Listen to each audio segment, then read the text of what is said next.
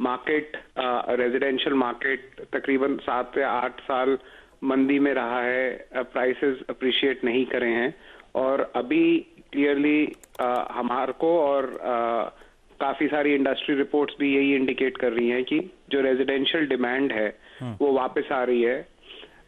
तो इस समय अगर ग्रोथ कैपिटल कंपनी के पास हो तो अगले 4-5 साल के लिए बहुत सॉलिड बेस होता है जिससे कि आप सिस्टमैटिकली ग्रो कर सकते हैं विदाउट वरिंग कि आपके पास ग्रोथ कैपिटल रहेगा कि नहीं रहेगा। तो इससे कंपनी की जो कैपिटल एडिक्वेसी है वो तकरीबन 31-32% के बीच में पहुंच जाएगी, which is over 2 times of जो हमारा रेगुलेटरी कैपिटल रिक्वायरमेंट है। तो बहुत स्ट्रांग फाउंडेशन बन गई है और इस फाउंडेशन से हम फोकस कर सकते हैं ग्रोथ पे, बजाय इसके कि हम वरी करें कि इक्विटी कैपिटल कहां से लेके आएंगे। हाँ, ये सही कह रहे हैं। 2200-2300 करोड़ रुपए के आसपास वो QIP और ये ओकनॉट से जो स्टेक सेल्स ऑफलेट हुई हैं, आपने मोबिलाइज कर लिया। ये पूरा आपकी बैलेंस शीट में कैपिटल को ऑगर करने के लिए जाने वाला है जी। अच्छा, बीच में आप लोग बॉन्ड्स बड़े एग्रेसिवली बायबैक कर रहे थे, तो क्या वो बर्डन को रिड्यूस करना, जो हाई कॉस्ट बॉन्ड्स हैं उनको खरीद रहे हैं, ऐसा कुछ हो रहा है कैसा? हमारी जो लिक्विडिटी पॉलिसी है वो है कि हम तकरीबन 15% ऑफ बैलेंस शीट या 1 साल की जो हमारी मेच्योरिटी रहती है उसको हम कैश में हमेशा रखते हैं। तो अब जिस तरीके से शॉर्ट टर्म रेट्स करेक्ट हुए हैं, नेगेटिव कैरी जो इस कैश पे है कि हमारी कॉस्ट ऑफ बोरोइंग 8-8.25% है और हमारे को रिटर्न सिर्फ 3.5% का मिल रहा है, तो ये 4-4.5% काफी भारी पड़ रहा है।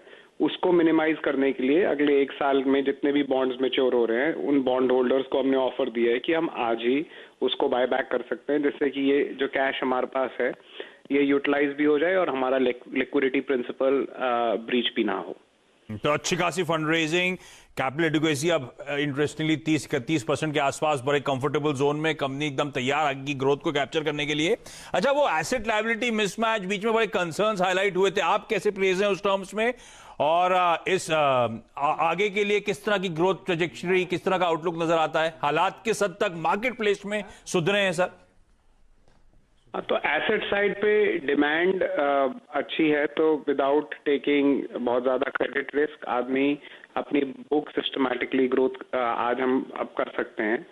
लायबिलिटी साइड पे हमने कॉन्स्टेंटली 15 से 20% अपनी बैलेंस शीट कैश में रखी है, तो हमें एज एन इंडिविजुअल कंपनी पर से लिक्विडिटी या एसेट लायबिलिटी मिसमैच की कभी प्रॉब्लम थी नहीं। सेक्टर में जरूर थी, आई थिंक सेक्टर ने भी अपने आप को काफी अच्छे से संभाला है पिछले 2 साल में, and regulatory support, government support भी अच्छा रहा है।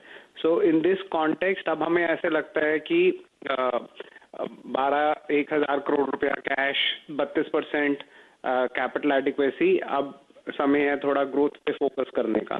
पिछले 2 साल में हमने तकरीबन 40-45 हजार करोड़ रुपया डिग्रो किया है, एंड उससे भी बहुत अपनी लिक्विडिटी पोजीशन और सुधारी है। ये जितनी भी शॉर्ट टर्म मैच्योरिटीज थी कमर्शियल पेपर वगैरह की, वो सब रीपे हो गई हैं।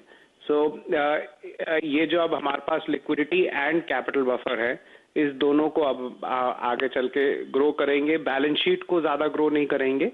हमारा एसेट लाइट मॉडल जो है, जिसमें हम को ओरिजिनेशन करते हैं या सिक्योरिटाइज करते हैं, उसके हिसाब से जो हमारी एसेट्स अंडर मैनेजमेंट हैं और अर्निंग्स हैं, ये दोनों हाई टीन्स में ग्रो करेंगी और बैलेंस शीट 5-7% ही ग्रो करेगी, एंड यही हमारा लॉन्ग टर्म बिजनेस मॉडल रहेगा।